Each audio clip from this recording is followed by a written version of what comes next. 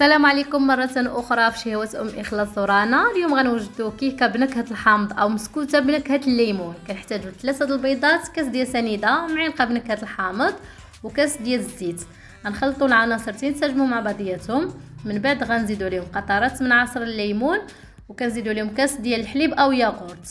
كنزيدو 2 كيسان ديال الدقيق مع 2 خمارات مغربلين ونزيدوهم على الخليط ونخلطوه مزيان. من بعد كنكونوا دهنا الصينيه ديالنا بالزيت ورشيناها بالدقيق ونخشيوها في الفران كطيب من التحت ومن الفوق بصحه والراحه.